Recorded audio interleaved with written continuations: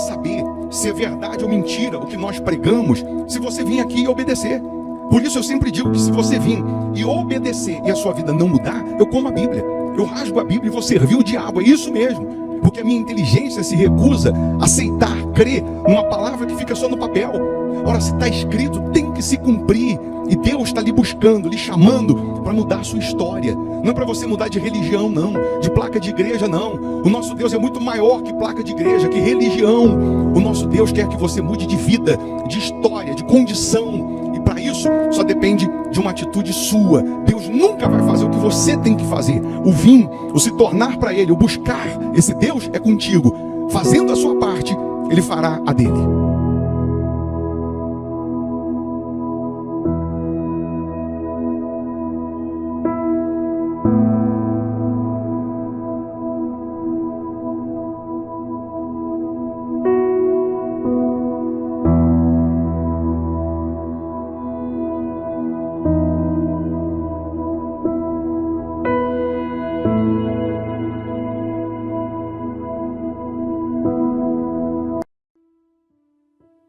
Olá, bom dia, que Deus abençoe a sua casa, que Deus abençoe esse sábado, né? Que seja um sábado abençoado, um sábado de respostas, um sábado de boas notícias, de milagres para os que creem. Mais uma vez, nós estamos aqui lhe convidando para orar, para você unir a sua fé com a nossa, e numa só fé, num só Espírito, nós vamos falar com um Deus único, que Ele pode e quer transformar a sua vida. Prepara um copo com água, eu tenho aqui a minha caneca com água. Uma vez essa água consagrada, ela vai simbolizar o poder de Deus. É nesse momento que doentes são curados, que cativos são libertos. É nesse momento que a luz brilha na sua vida e as trevas são dissipadas. Vamos determinar que este sábado seja bendito na sua vida. Isso independente de religião ou de placa de igreja. Nosso Deus é muito maior que placa de igreja, muito maior que religião. Deixe o seu nome para a oração, não custa, nome de um familiar. Se inscreva no canal, porque só de estar inscrito aqui, você já recebe uma cobertura de orações, uma vez que nós oramos pelos inscritos no canal. Então, eu tenho certeza que não é por acaso que você está aqui acompanhando esse momento. Deus, Ele quer tomar a frente na sua vida, Ele quer te guiar, Ele quer te proteger, Ele quer te dirigir, Ele quer te honrar. Pode ter certeza disso. Ele está vivo. Significa que os milagres que Ele fez no passado, Ele continua fazendo hoje. Que da maneira que Ele operava no passado, Ele opera hoje. É só você crer. A Igreja Hospital da Alma fica aqui em Belo Horizonte, Minas Gerais. Nesse domingo, por exemplo, nós temos um culto aqui às 8 da manhã, que é para transformar a sua vida e transformar a sua família. Nós sempre iniciamos, o domingo apresentando a Deus, logo nas primeiras horas do dia, o melhor, a nossa vida como oferta viva. Você começa a semana, porque domingo é o primeiro dia da semana, considerando aquele que é o número único na sua vida. E assim você consagra toda a semana inteira. Depois você vai passear, descansar, mas você começa o domingo priorizando Deus, buscando a Deus. Então, eu não estou lhe chamando para mudar de placa, não, de religião, não, é para mudar de vida, para mudar de situação. Avenida Amazonas, 1744, está aqui a Igreja Hospital da Alma, aqui em Belo Horizonte. Esquina com Araguari, quase em frente ao Colégio Augustinho. Tá bom? Vamos orar? Vamos falar com Deus? Se possível, feche os olhos. Em o nome do Senhor Jesus, ó Deus. Aqui nós estamos rendidos a Ti, buscando a Tua face, clamando pelo Teu nome. Sabemos que o Senhor continua vivo e operando maravilhas na vida dos que creem. Nós pedimos, meu Deus, que o Senhor tome a frente na vida de cada uma dessas pessoas. Que o Senhor abra os caminhos, abra as portas. Que este sábado, meu Deus, seja de bênçãos, de respostas, de milagres para o Teu povo, para os que creem. Abençoa os trabalhadores, abençoa as famílias, proteja as crianças, meu Pai. Oh, meu Deus, se há alguém doente, que essa pessoa seja curada agora. Se tem alguém com uma dor, que essa dor seja cancelada. Eu determino nesse momento que toda aflição, frustração, todo sofrimento, todo mal, em nome de Jesus, sai agora. Sopra, meu Deus, o teu Espírito, sopra a tua presença sobre essas pessoas, transformando, restaurando, mudando, meu Deus, mudando a vida dessas pessoas em todos os aspectos, em todos os sentidos, meu Pai. Meu Senhor, nós sabemos que o Senhor nunca falhou e nunca falhará. Nós sabemos que a Tua palavra continua viva, continua eficaz e mais cortante que uma espada de 2 gumes. Então corta da vida dessas pessoas toda aflição, corta toda ansiedade, corta todo sofrimento, pois entregamos tudo nas Tuas mãos, meu Pai. Abençoa a água que ela preparou, que ao beber dessa água, que ela receba essa saúde física e espiritual. Abençoa os inscritos no canal, abençoa todos que têm aqui os nomes pedindo oração. Abençoa esse país, meu Pai. Abençoa as famílias, é o que nós determinamos. Abençoa os fiéis da sua casa, aqueles que vêm semeando nessa obra, que eles possam colher a 100, a 60, a 30 por um, meu Pai. Pois entregamos tudo nas Tuas mãos, em o nome do Senhor Jesus. E você que crê onde você está, respire fundo. Receba paz. E você que crê, diga amém. E graças a Deus. Beba dessa água crendo no sobrenatural.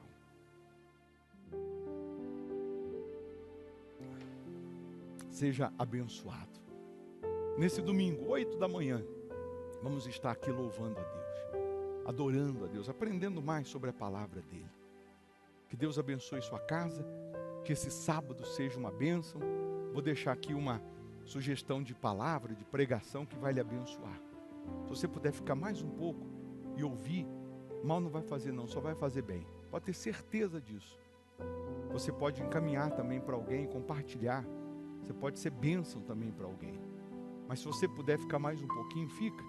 Você vai ouvir, vai se alimentar da palavra e vai ser abençoado. Quanto mais forte você está espiritualmente, né, mais condições você tem de resistir o mal. Se tu uma bênção. Bom sábado, bom dia. Eu disse agora há pouco que uma coisa é você vir e outra coisa é Jesus te chamar. É ou não é? Uma coisa é você vir. O culto hoje não é para quem veio, é para quem Jesus chamou. Jesus te chamou para estar aqui. Jesus te chamou para estar aí virtualmente, fazendo da sua casa uma extensão da igreja. Aí no livro de Marcos 10, no versículo 49, diz assim: e Jesus, parando, disse que o chamassem. E Jesus, parando, disse que o chamassem. Estou querendo que você grave essa palavra. E fizeram o quê? E chamaram o cego, dizendo-lhe: tem bom ânimo, levanta-te, que ele te chama. Levanta-te, que ele te repete, que ele te chama. Essa palavra aqui faz toda a diferença. O Espírito de Deus, ele se renova em nós todos os dias. Você pode ler a mesma palavra todo dia, e todo dia o Espírito Santo vai falar algo diferente. O único livro que ele se renova todos os dias é a Bíblia. O único livro que é mais atual do que a notícia que vai sair no domingo que vem é a Bíblia. Levanta-te, que ele te chama. Você sabe que maldição na Bíblia só podia ser quebrada quando um profeta maior ele chamasse o amaldiçoado. Se ele chamasse, a maldição era quebrada. O profeta maior, quando chamava uma pessoa que estava debaixo de maldição, a maldição era quebrada. Enquanto ele não chamasse, essa pessoa estava sofrendo com maldições. Essa pessoa estava gemendo, essa pessoa estava sofrendo. Jericó, nós sabemos que depois do advento, de Josué, depois da história de Josué, que derrubou as muralhas de Jericó, nós sabemos que Jericó passou a ser cidade amaldiçoada. Eu já preguei um dia sobre isso. E não quero entrar muito nesse contexto, eu só quero que você compreenda o que Deus ele quer fazer na sua vida. Então, Jericó passou a ser cidade amaldiçoada, tanto que até hoje, judeu não entra em Jericó. Até hoje, judeu não frequenta em Jericó. Até os guias, lá em Israel, quando precisa ir em Jericó, mostrar as ruínas das muralhas de Jericó, o guia, que é judeu, ele não entra, ele fica na porta. Sobe ali, as ruínas estão ali, pertinho. Mas ele não entra. Porque era aquela história que, se você entrasse em Jericó, você também seria amaldiçoado. Você não vai ver na Bíblia o judeu entrando em Jericó. Você vai ver Eliseu indo a Jericó, porque as águas eram amargas, a terra era estéril. E você vai ver Eliseu indo a Jericó com um prato de sal e deitando sal na fonte das águas, e as águas tornam-se saudáveis, a terra passa a ser fértil. Mas me mostra Eliseu entrando em Jericó. Me mostra Eliseu fazendo isso dentro de Jericó. Ele não fez isso dentro de Jericó, ele fez isso nas portas de Jericó, porque a fonte, já estive lá na fonte de Jericó, a fonte ela ficava onde era a entrada da cidade, e não dentro da cidade de Jericó. Então, nós vamos ver Jesus entrando em Jericó. Jesus é judeu. Jesus vai entrar em Jericó para fazer o quê? Quebrar maldições. Quando Jesus entra em Jericó, no capítulo 10 aí de Marcos, no versículo 46, diz: e vieram para Jericó. E saindo ele de Jericó, com seus discípulos, e uma grande o quê? Multidão. Quando Jesus entra em Jericó, Jesus entra com quem? Com 12. E quando Jesus sai, ele sai chamando uma multidão, quebrando maldições. Quando Jesus sai de Jericó, tem uma multidão que está seguindo ele. Por quê? Porque ele está chamando todo mundo que estava debaixo de maldição. E quando ele chamava, Jesus é o profeta maior do que Josué, maior do que Moisés, maior do que todos os que o antecederam. E quando Jesus chama, a maldição é quebrada. E quando Jesus sai de Jericó, quem está na porta de Jericó? O cego, o Bartimeu. Está lá. Quando ele sai de Jericó, Bartimeu, o cego, filho de Timeu, estava sentado junto do caminho, mendigando. A gente já sabe que esse rapaz aqui, ele era filho de Timeu. Ele não nasceu cego, cegaram ele, porque o pai dele era um revolucionário da época. O pai dele era aquele sujeito que ele era contra Roma, contra os políticos da época. E por conta disso, o pai dele foi morto, o pai dele foi chicoteado. E aí fizeram o mesmo com ele, cegaram ele para dar exemplo e disseram assim: para você não seguir o exemplo do seu pai, para você não fazer o que seu pai fazia, para você ficar calado, aceitar todas as leis, as normas. Isso naquela época. Hoje não tem mais isso, né? Hoje é tudo uma maravilha. Mas naquela época, o sujeito, ele quando se levantava contra uma ideia política, os políticos faziam isso, matava. Hoje não faz isso não. Mas naquela época, matava, esquartejava, chicoteava. Aí deixou o filho de Timeu, por isso que a Bíblia faz questão de dizer cego, pedindo esmola, mendigo, à beira do caminho, à beira de Jericó, debaixo de maldição. Quando Jesus passa, ele começa a clamar, gritar, pedir socorro. Jesus, filho de Davi, tem misericórdia de mim. Você já conhece a passagem. As pessoas diziam para ele, fica quieto, não incomoda o mestre. Em outras palavras, não tem jeito para você não, ô maldito. Você vem com a maldição do seu pai, você vem sofrendo com a maldição do seu pai, não adianta, para você não tem mais jeito. E ele, Jesus, filho de Davi, tem misericórdia de mim. E as pessoas pediam para que ele se calasse, mas a Bíblia diz que ele gritava mais alto, ele colocava mais força. Isso é para você entender que Jesus nunca vai trabalhar, nunca vai operar segundo a sua necessidade. Jesus sabia qual era a necessidade dele? Sabia, mas nem por isso Jesus parou para atender. Jesus sabe qual é a sua necessidade, sabe ou não sabe? E nem por isso ele para te atender. Ele quer ouvir da tua boca. Ele quer que você peça, ele quer que você diga, ele quer que você fale o que você deseja. Você que não tem casa própria, você tem necessidade de uma casa própria? Tem ou não tem? E por que Jesus não te dá? Porque ele não vai trabalhar na sua necessidade se você não pedir, se você não buscar. Porque tem gente que tem duas casas, ela tem necessidade de ter duas? Não. Mas por que ela tem duas? Ela nem tem necessidade, não é a necessidade, é o que você clama, é o que você pede. Jesus vai trabalhar em cima daquilo que você pede. Aí ele gritava mais forte, até que Jesus parou e disse para que o chamassem. Chegaram para o cego e falaram para ele o seguinte: levanta-te, tem bom ânimo, porque ele te chama. Quando ele chama, o que acontece? Maldição é quebrada. Quando ele chama, quando Jesus chama, a maldição é quebrada. O cego joga a capa. A capa era a autorização da prefeitura para ele pedir esmola. Era a sua carteirinha para ele pedir esmola, para ele viver de esmola. Por que ele joga a capa fora? Ele diz, a maldição foi quebrada, eu não preciso mais.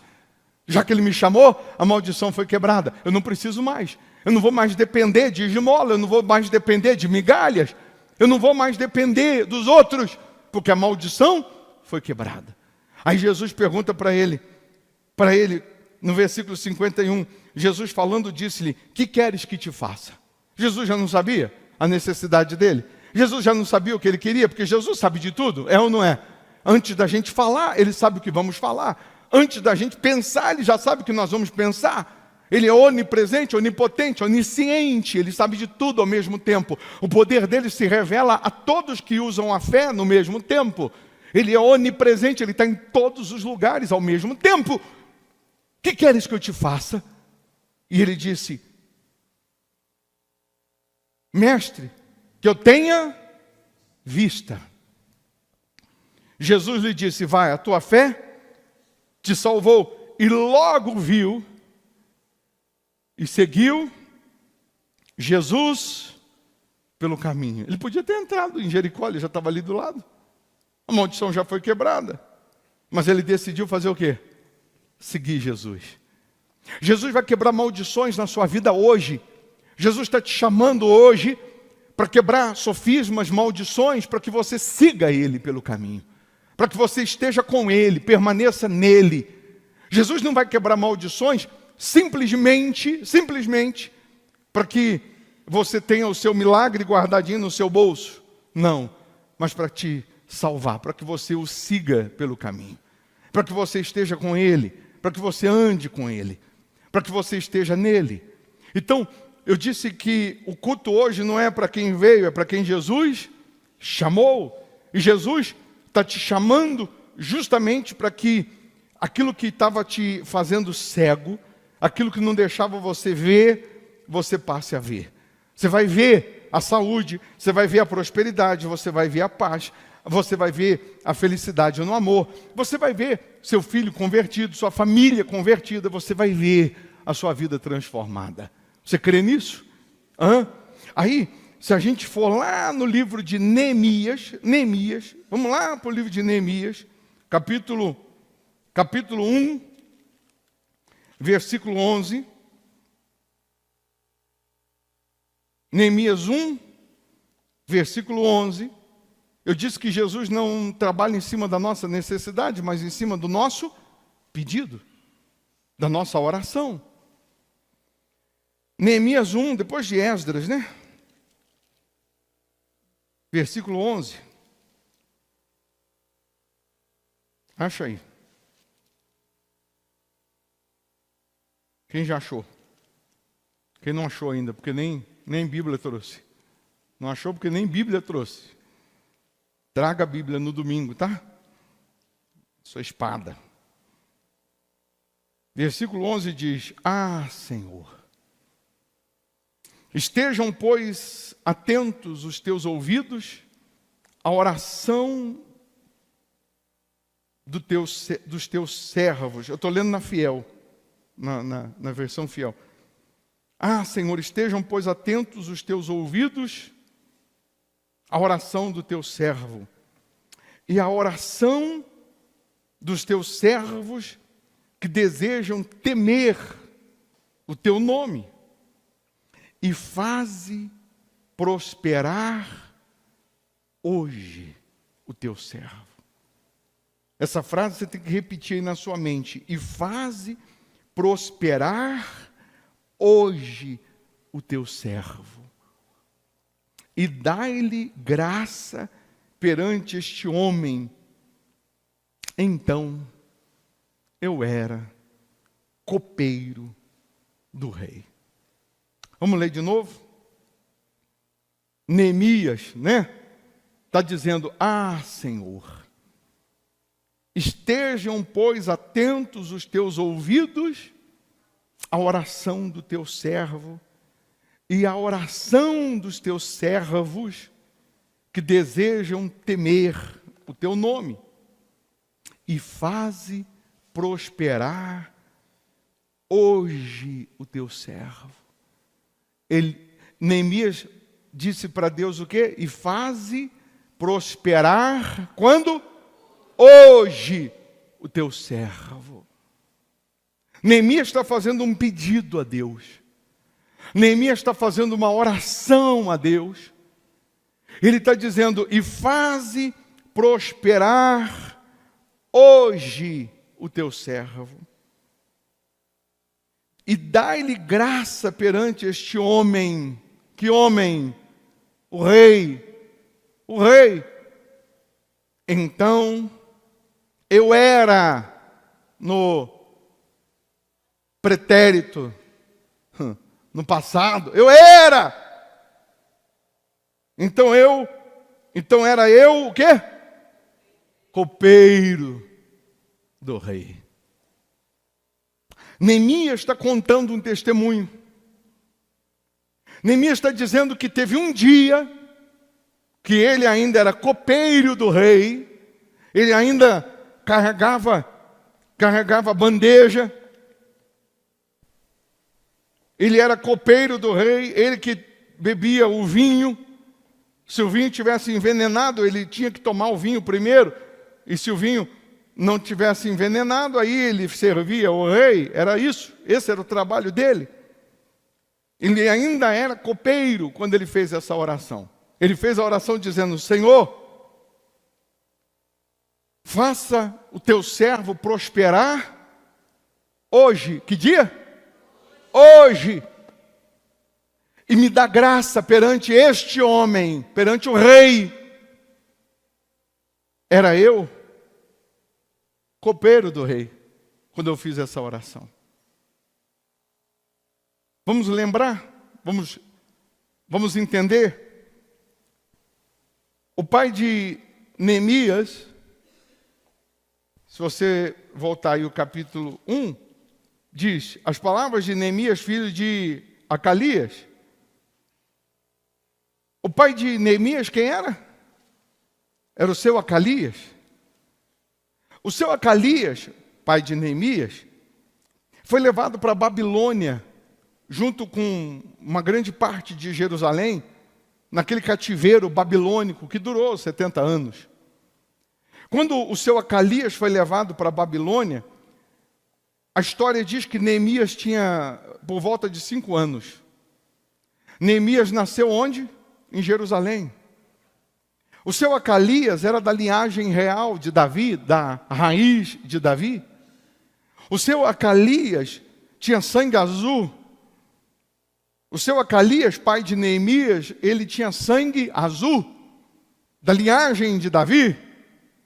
Ele tinha tudo para reinar em Jerusalém. Era assim sucessivamente, a linhagem de Davi reinaria. E aí o seu Acalias é levado para a Babilônia. E lá na Babilônia, o seu Acalias, ele é instituído o copeiro do rei. Antes de Neemias, quem era o copeiro? O seu Acalias, o pai dele. O pai dele servia o rei.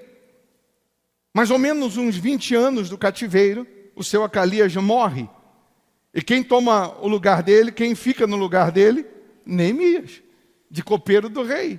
E Neemias vai servir o rei, vai ficar de copeiro do rei por um bom tempo. O irmão de Neemias, o Hanani, ele é da guarda do rei. E eles vão fazer uma expedição agora em Jerusalém. 1.600 quilômetros de lá. 1.600 quilômetros da Babilônia. E aí o Neemias chega para o Hanani e diz assim: Hanani, você vai pisar na nossa terra natal. Dá uma passadinha lá, onde a gente morava. Procura ver lá a nossa história. Me traga notícias de lá. Me traz informações, porque a minha lembrança é muito vaga. Eu era muito pequenininho. A única coisa que eu sei de Jerusalém era das coisas que o nosso pai, o seu Acalias, nos contava.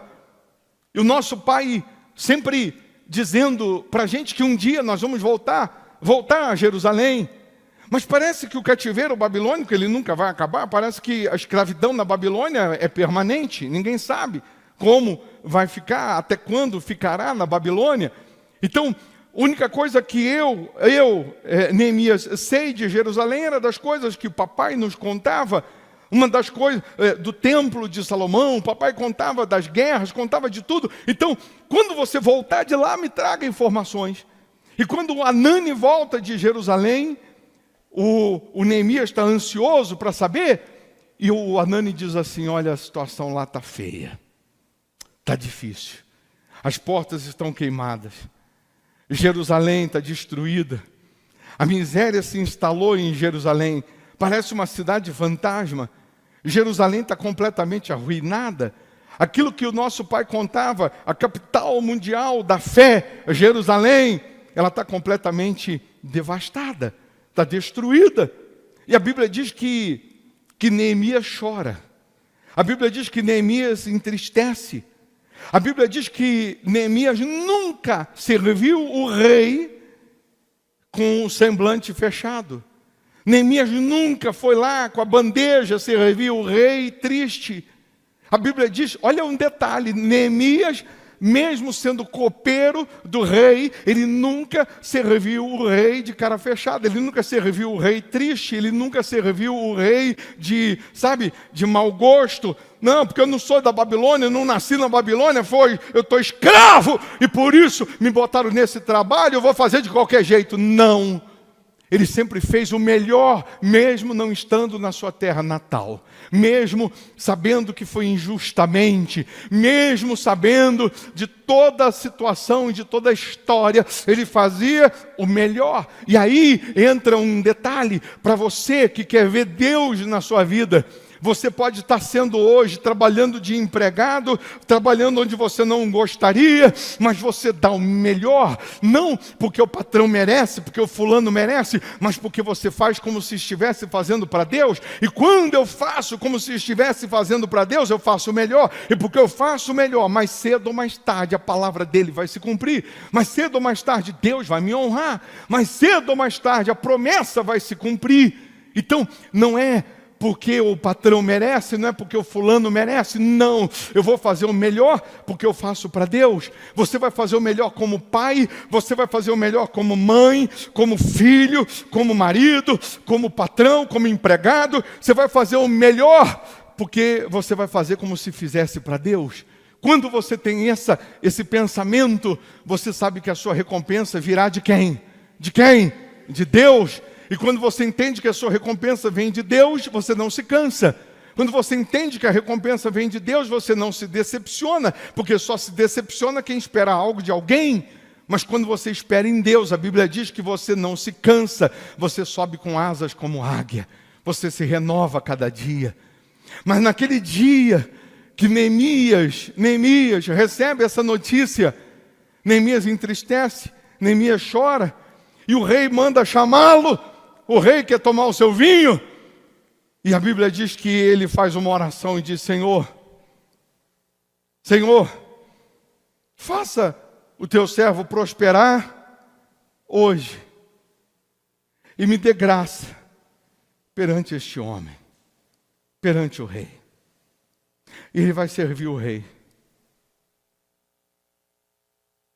com a cara fechada, com o semblante triste, porque não dá para disfarçar.